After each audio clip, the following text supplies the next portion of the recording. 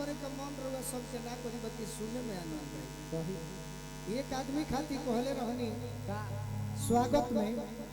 और आज इस शिल्पी तहरा खाती कह देते कि तोहरा पके हुआ के तो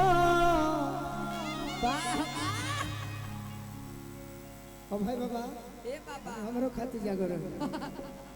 तोहरा पके हुआ के तो तकलीफ हो खेला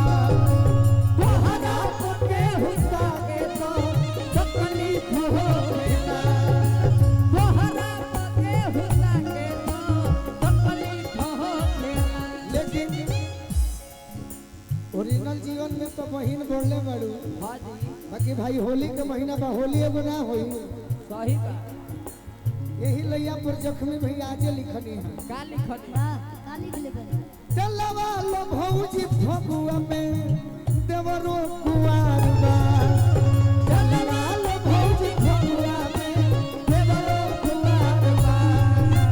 चलवा लो भौजी फगुआ में देवरो कुआर बा चलवा लो भौजी फगुआ में देवरो कुआर बा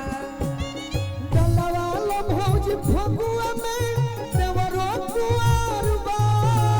चलवा लो भौजी फगुआ में देवरो कुआर बा। लेके वो भर लोटई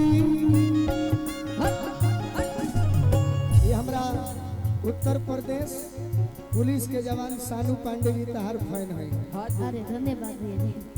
लेके वो भर लोटई पिछु करी खाड़बा चलवा लो भौजी फगुआ में देवरो कुआर बा चलवा लो भौजी फगुआ में देवरो कुआर बा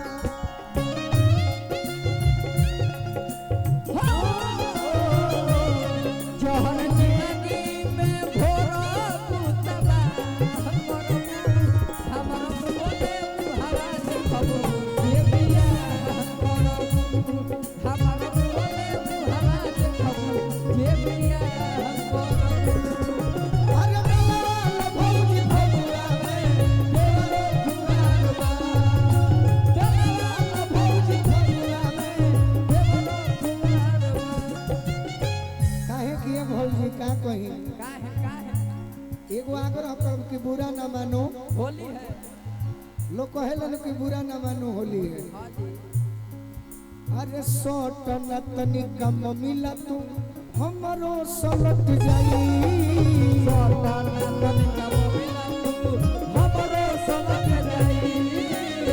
सोट न तनी कम मिला तू हमरो सलट जाई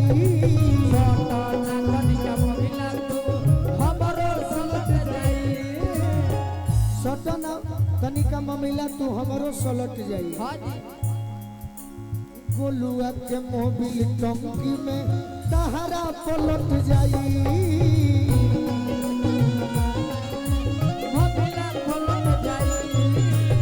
गोलुआ के मोबिल टंकी में तहरा पलट जाई गोलुआ के तहरा पलट जाई जब हमी जीते पर पहले